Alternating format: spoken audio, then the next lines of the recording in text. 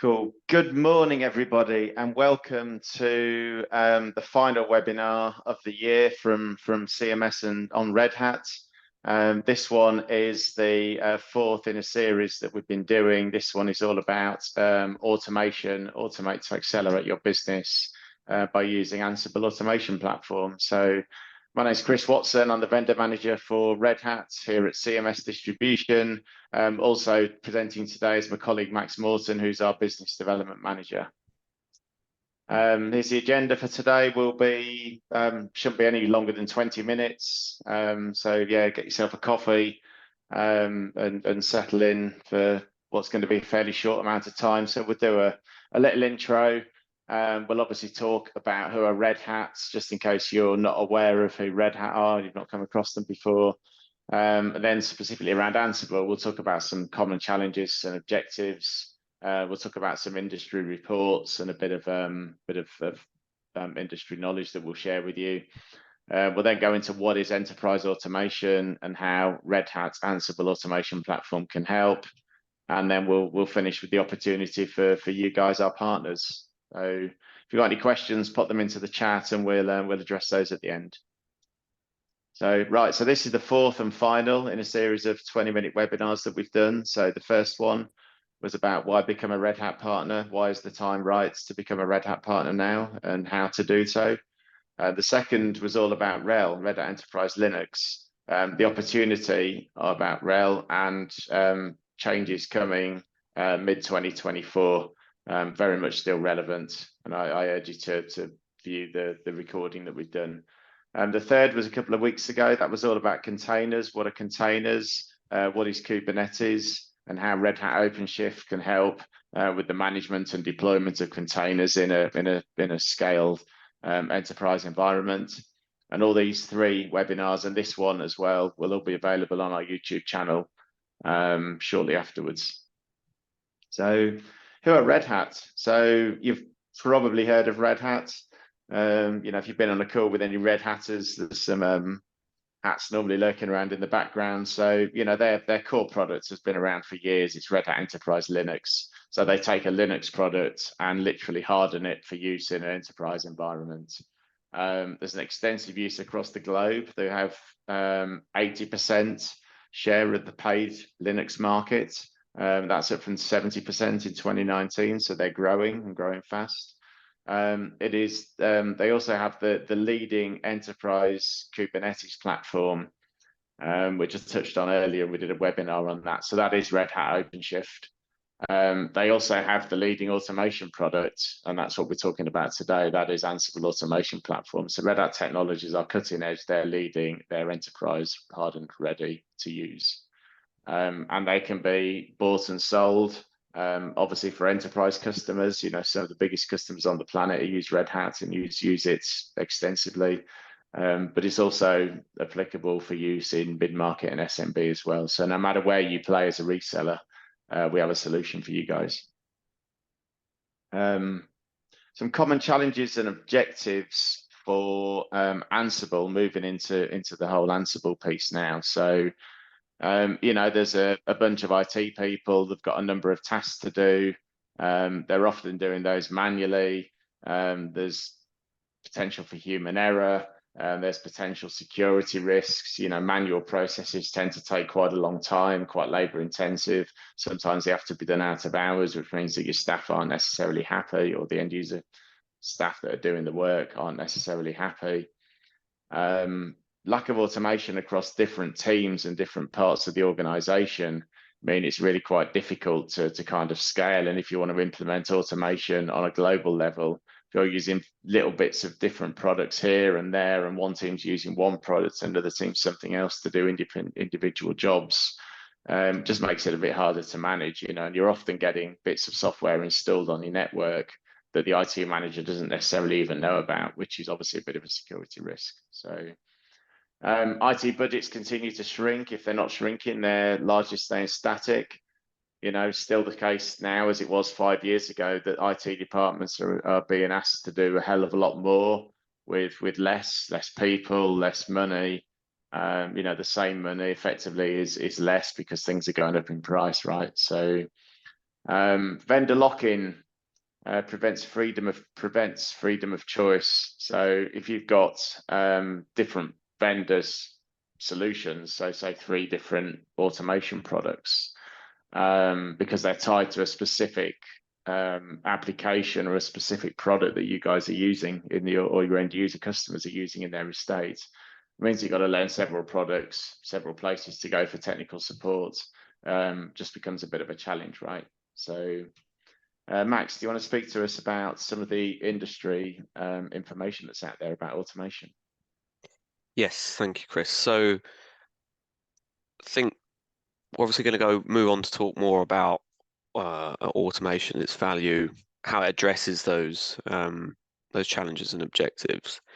But a good place to start is a couple of pieces of industry reporting done by IDC and Forrester, which Red Hat done a excuse me, a good job of broadcasting. I think this is sort of out there in the world on a lot of their communiques, if you like.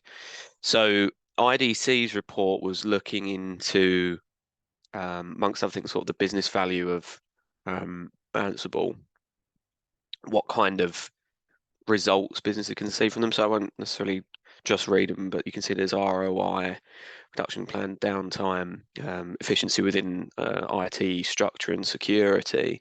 Obviously, these are quite generic and straightforward numbers to give, but that's because I think that speaks to the fact that automation is something that you want to kind of achieve organization wide, or at least throughout your IT org, and how that affects the rest of the business. Then on the right, the Forrester wave. So this was, I believe this was a comparison of automation platforms or tooling on the strength of their offering and the completeness. So the x-axis, which is missing at the bottom, is the completeness of their offering. So you can see Red Hat are there in the leader group, alongside VMware and Microsoft not too far behind. Now, obviously not without going into these other offerings, what I can say is that Ansible is more than just, and we'll come on to some of the more specifics, but Ansible is more than just a tool for one type of automation. Generally speaking, it can be used to automate a variety of things. And I think that's probably why it's right there up against the end of the x-axis for completeness. And then also it's in that leader group in amongst the strongest offerings. I think we'll come on to it, but that's probably owing to the bed of software and the history that Red Hat has, that it can use to build the strength of Ansible. So Red Hat will often talk about, and I think probably others too, or enterprise automation. There's a lot to say here, but one piece of Red Hat slide, in fact, that I've pinched here because I think it was quite good, from one of their partner summits last year, is this automation maturity journey or grading, if you like. So, what's automation? Firstly, just to go back again for a second. So it's quite simply using technology to perform tasks independent of human interaction, right? That's kind of what you want to achieve. And then if you want to extrapolate that across a business, you're kind of looking at some kind of journey, hopefully from left to right in front of you. I think it's fair to say most businesses probably level 1 or 2. So they might be thinking about automation or knowing that there are tasks that they do that really should be automated. Or perhaps they're level 2 and they've already selected a tool, probably for one specific task. And this is probably one person or one small team and nobody outside of them. So they've kind of realized there's something that they do. We should be automating this. I don't really want to do it over and over again every day.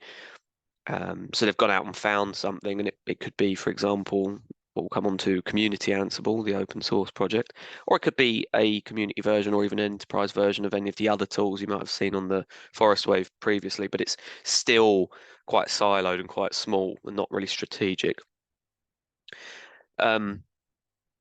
at level 3, proactive. So there's probably another decision maker, somebody championing automation within the organization.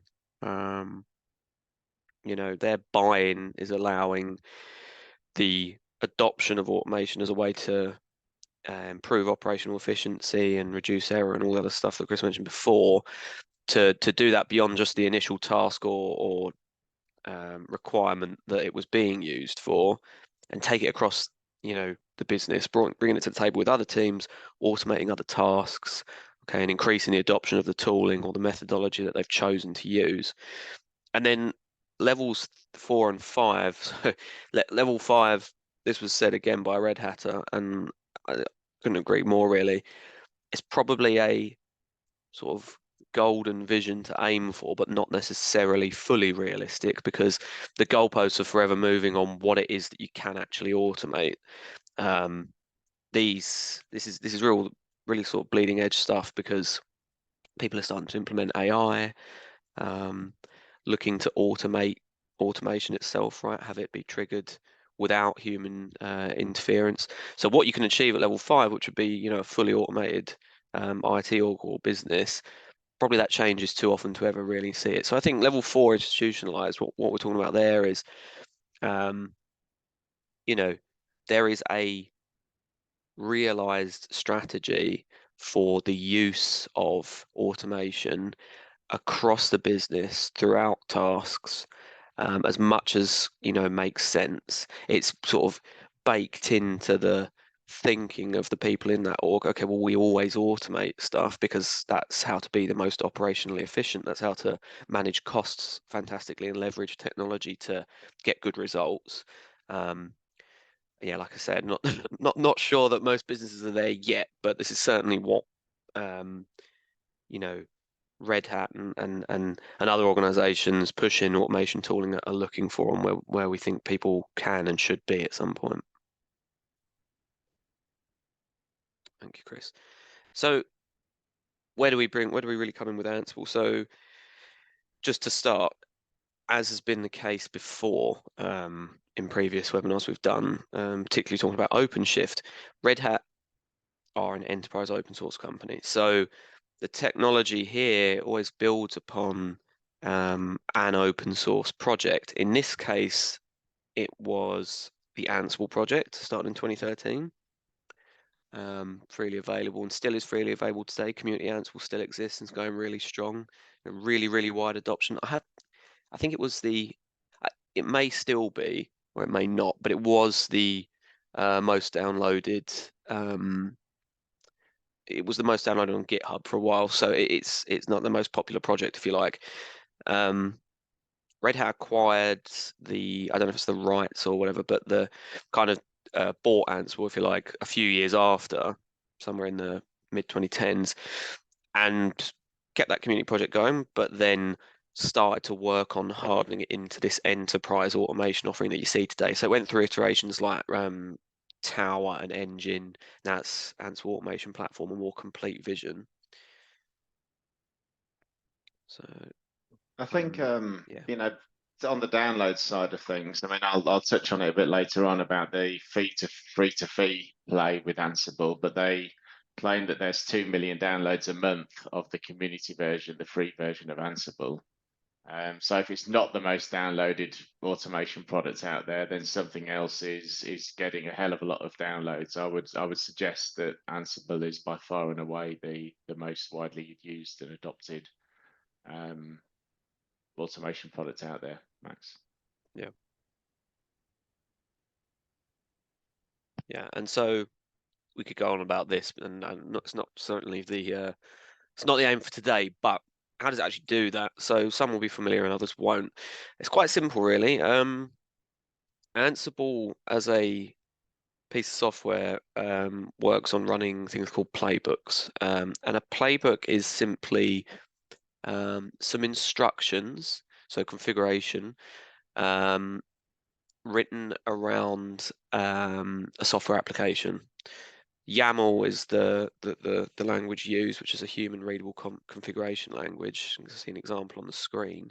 But if you just think of it as giving set of instructions for the application on how it needs to run, what kind of resources it needs, how it should interact with other applications that the author of the playbook expects that it will need to run with, that people might want to run it with. So they use hooks for that. And that's kind of the starting point. And of course, with it being open source, there's that same open source methodology, which is when you write, you create something, someone else can come along and use it, add to it, fork it, use it for their own requirements, and then feed that back into the community. And that is a huge part of community Ansible, and of course then Ansible automation platform building on that and taking what people are using it for and creating and making that enterprise ready. To speak a little more to that, so this is a screen grab from the Ansible certified collections page. So there are a hell of a lot of playbooks out there.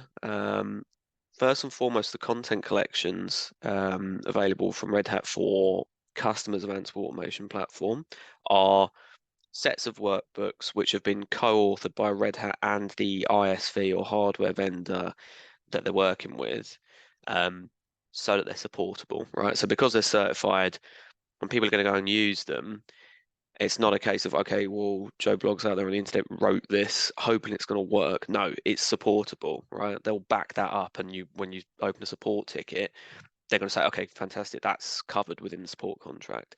So there are certified collections.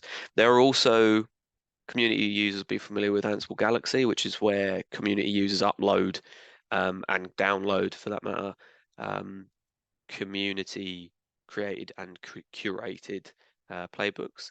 And then finally, there's I forget the name now. There's essentially offline content repositories that businesses can create for playbooks that they'll use within the business and then make accessible as and how they see fit to internal users, or indeed customers of their businesses if they want to front end it, because that can be done too.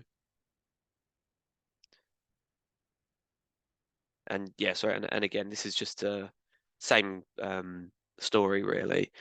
All those relationships that Red Hat have from all these years, all that interoperability and cooperation with other ISVs and hardware vendors is where this builds from, right? So we talked before, I think in the first webinar, about how, platform simplification is a big strength for using RHEL, or sorry, a big strength of RHEL and a big reason for using it. Which builds on having all those relationships and the knowledge that there's compatibility with Red Hat and all these other technologies out there. That is again the case with Ansible. And then finally, so a couple of interesting points. Mentioned before, this is bleeding edge stuff, right? There are automation tools and automation being developed all the time, and automation is more and more becoming a core point or core point of importance for businesses. So hopefully we'll see that maturity scale, or we'll see the masses moving, from 1 and 2 to 3 and 4, hopefully. And as that's happening, we're continually seeing improvements and changes in the mindset of how we can automate. So Red Hat and the relationship with IBM means that something was released earlier this year, Ansible Lightspeed, it's available now. I think it's in GA, and it's a generative AI feature within Ansible, essentially there to automate the creation of playbooks. So currently, it's fantastic that you can automate so much with Ansible, but you do need to have someone write a playbook or fork and develop on an existing playbook. But with Lightspeed, be able to point Lightspeed and Ansible at a problem or at a set of functions that need to be performed, and it can write YAML, it can write that config code and write that playbook out for you and automate all, if not a large part of, or a large part, if not all of a playbook. So I think that's pretty cool. And event-driven Ansible, slightly more straightforward. This is also here now, and this is, if you think a good example would be a IT ticketing system, something like ServiceNow. There are good playbooks and good collaboration and sales plays and whatnot that you can speak about between Ansible and ServiceNow as an example, amongst others.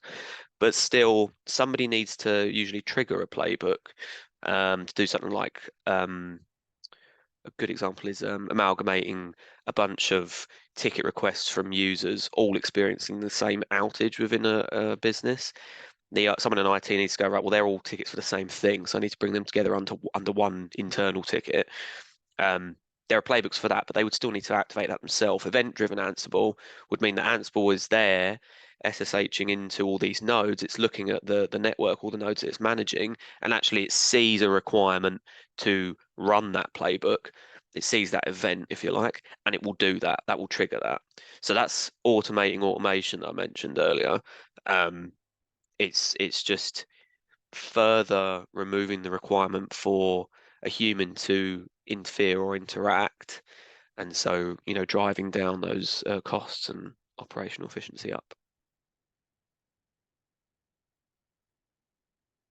Okay, they did this last time as well, and hopefully this is useful. This was the case with OpenShift and now with Ansible. So strong use cases, and then after some personas. So config management and server provisioning, right? I've got IAC, infrastructure as code. This is a really almost traditional now, I suppose, use of automation, or has been for probably 7 or 8 years. Holding a gold standard server image so that it's not messed around with, and when it's provisioned by different people in the business, they always use their automation tool to do it. You can then do that at scale and hold more than one image for different purposes, for different VMs or whatever containers or whatever you want to deploy.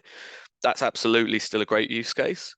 One that I think it's easier to find conversations with customers about. I've assisted with a few myself, but it is fairly straightforward. Okay, so there are a couple more.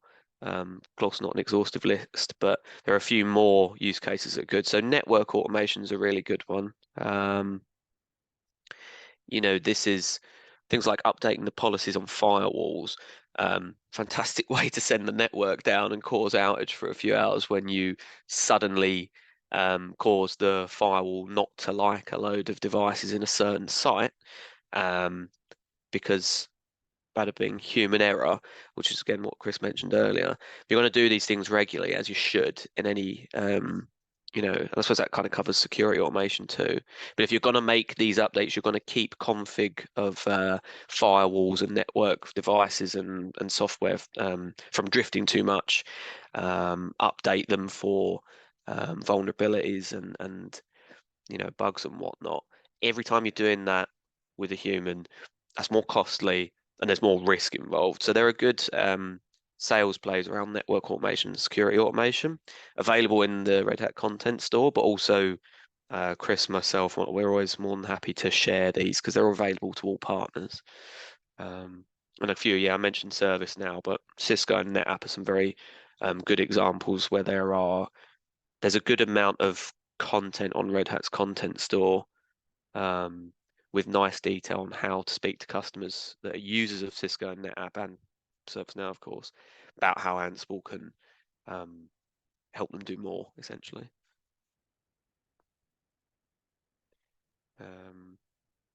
And then, I mean, this kind of looks straightforward, but I'll give a little detail. So IT leadership, of course, they're always going to be the people that you're talking to about, expand their use of software and tooling, but specifically infrastructure managers, directors of IT, those kind of people. So they're going to be interested in cost.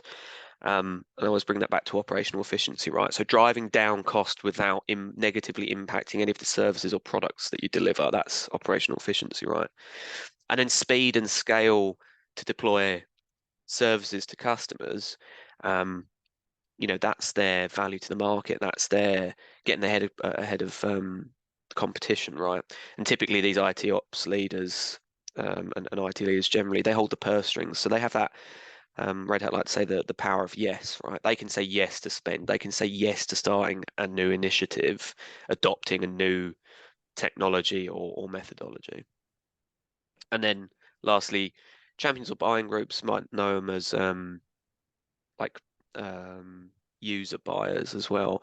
Systems engineers, enterprise architects, they all quite often know Community Ansible, know a little bit about automation or other tools, might have even played around, or maybe they're even at that stage 2 we mentioned, and they use a bit of automation for one particular thing today.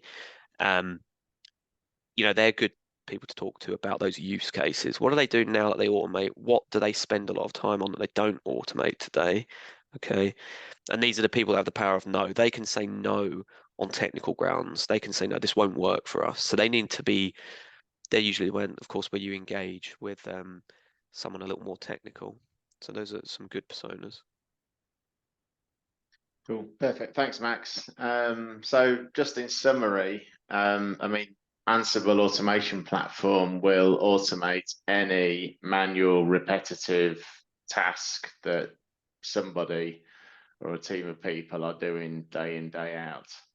Hopefully from, what you've heard about the Lightspeed with Watson, IBM Watson, and the event-driven Ansible demonstrates that Ansible automation platform isn't just a one-time, low-end, do one job and walk away kind of solution. It really is, enterprise ready. It's hardened. It's available for people that really want to embrace automation in a big way and really help it to take their business forward. As with all Red Hat products, Ansible automation platform is a subscription model. Things like deal registration are available to all partners. It's margin rich, certainly if you become or if you are an advanced or premier partner and you've got the leading with automation exams passed and accreditation for leading with automation, then there's additional discount for deal reg on that.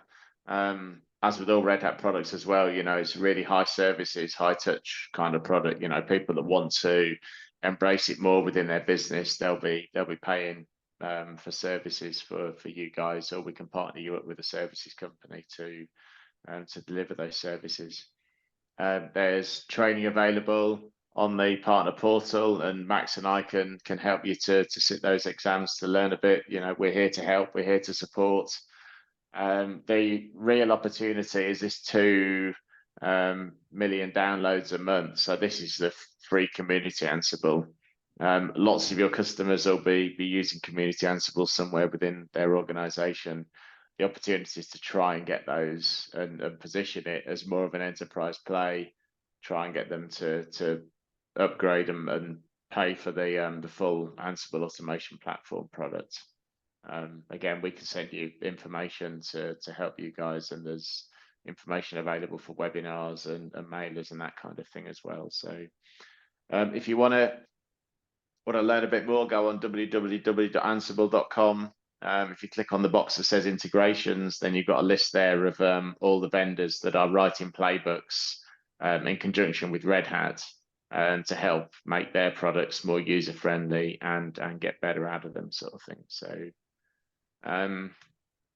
summary, the 4 webinars, they're all available to view. The first one is why become a Red Hat partner. The second one was around Red Hat Enterprise Linux and some big changes that are happening in the middle of next year.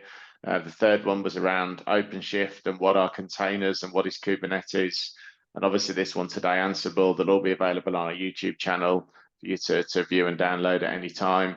If you've got any questions, reach out to either myself directly or Max directly, or email the email alias red@cmsdistribution.com, and there's a team of people there that'll be able to view and respond to your request or your question, or reach out to your account manager here at CMS. So just want to thank you for your time. I said we'd be 20 minutes. I think we're actually sort of approaching the half an hour mark actually. So the rehearsal we did was a little bit quicker. I hope you found it really, really engaging. I'm just having a quick look and we don't appear to have any questions. So if anyone's got any questions, if you just want to pop them in the chat or the Q&A box, then we can review those and come back to you. I'll give you about 30 seconds or so just to pop something in.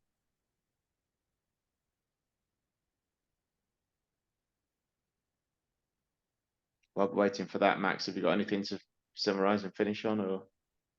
No, I think that's probably all we wanted to say. Yeah. Probably my fault we I went on a bit there, but there's an awful lot to say about Ansible. It's always the case, and it's about how it's used. Really, it's very broad tool. A lot can be done with it, but you need to find a use case, find something that needs automating, and start from there. That's typically how it will start for an enterprise who ends up adopting it. Yeah, that's a good point. That's a good point. So anyway, there's nothing in the chat, no questions. So I'll thank you very much for your time. Have a great day. Thanks for your time, and I'll no doubt speak to you all shortly. Cheers. Thanks. Bye bye. Thank you.